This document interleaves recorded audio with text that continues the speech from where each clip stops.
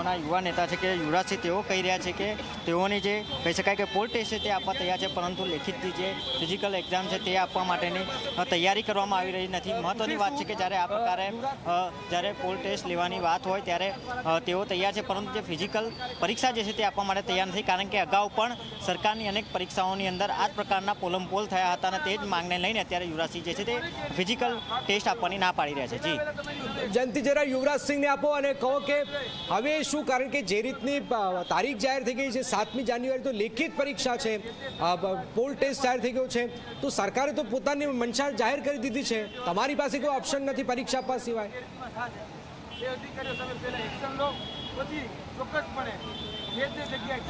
જી જનક, આપણે યુવરાજસિંહ સાથે પણ ફરી એકવાર વાત કરવાની પ્રયાસ કરીશું। હાલમાં તમામ વિદ્યાર્થીઓ જે છે તેઓ અત્યારે અહીંયા આગળ મોટી સંખ્યામાં એકત્રિત થયા છે।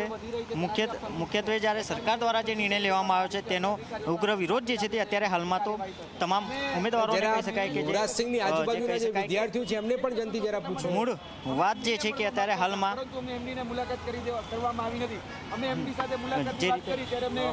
મુખ્યત્વે માંગ કરવામાં આવે તો અત્યારે હાલમાં પોલ ટેસ્ટની સરકારે જાહેરાત કરવામાં આવી છે। શું કહેશો કે તમે પોલ ટેસ્ટ આવવા માટે તૈયાર છો? અમે પોલ ટેસ્ટ કે પરીક્ષા કોઈ પણ આપવા માટે તૈયાર નથી, કેમ કે પોલ ટેસ્ટની જે અત્યારે જે તારીખ જાહેર કરવામાં આવી છે એ તારીખ એ નવેસરથી આખી પરીક્ષાની ભરતી કરવા માટેની કરવામાં આવી રહી છે, જ્યારે અમારી સાથે જે પોલ જે એક્ઝામમાં જે અન્યાય થયો છે અમે એની સામે અમારે ન્યાય જોઈએ છે। મુખ્યત્વે જો માંગ કરવામાં આવે, ફરી આપણે યુવરાજસિંહ સાથે વાત કરીશું। શું કહેશો, અત્યારે સરકારે તો તેની તારીખ જાહેર કરી દીધી છે, તો કઈ રીતનો આગળ નિર્ણય રહેશે? આગળનો નિર્ણય અમારો એ પ્રકારે છે, જે રીતે વિદ્યાર્થીઓ અત્યારે તમે જોઈ શકો છો કે અત્યારે એમડીને મળવા માટેની માંગણીઓ કરી રહ્યા છે। સૌપ્રથમ મારી માંગણી એ જ રહેશે કે એમડી સાથે અમારી મુલાકાત કરવામાં આવે। જો એમડી અમને મળતા નથી તો આગળના દિવસોમાં જે ઉર્જા મંત્રી આદરણીય કનુભાઈ દેસાઈ છે એ કનુભાઈ દેસાઈના અમારે વિધાનસભામાં જઈને વિધાનસભાનો ઘેરાવો કરવો પડે તો અમે વિધાનસભાનો પણ ઘેરાવો કરીશું, એના ઘરનો ઘેરાવો કરવો પડે તો અમે એના ઘરનો પણ ઘેરાવો કરીશું। ગાંધીનગર સત્યાગ્રહ છાવણીમાં અમારે ધરણા પ્રદર્શન કરવા પડે, અમારે આંદોલન કરવું પડે, અમારે ભૂખ હડતાલ પણ કરવી પડે તો અમે ભૂખ હડતાલ પણ કરીશું, પણ કોઈ પણ સંજોગે આ જે ભરતી છે એમાં ન્યાય લઈને જંપીશું। સવારના અમે 9 વાગ્યાના બેઠા છીએ અહીંયા, એક પણ અધિકારી એમડી સાહેબ સાથે અમે મુલાકાત કરવાનું કીધું તો એમડી સાહેબ અત્યારે હાજર નથી।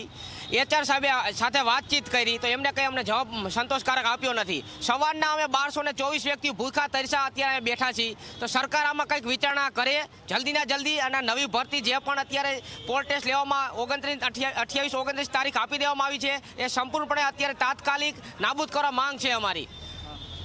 અત્યારે તો તમામ ઉમેદવારો છે કે તેઓની પોલ ટેસ્ટની જે માંગ છે તે અત્યારે નાબૂદ કરવાની માંગ છે। મુખ્યત્વે જો વાત કરવામાં આવે તો યુવરાજસિંહ દ્વારા G24 કલાકને સાથે રાખીને એટલે કે વાત કરવામાં આવી છે કે તમામ જો આ નિર્ણય રદ કરવામાં નહીં આવે તો આગામી દિવસોમાં ઉર્જા મંત્રીના ઘરે કરવાના ધરણા થશે તો પણ કરવામાં આવશે, તેમના કાર્યાલય ખાતે પણ ધરણા જે છે તે કરવાની ચીમકી હાલમાં યુવરાજસિંહ દ્વારા આપવામાં આવી રહી છે। જી જનક।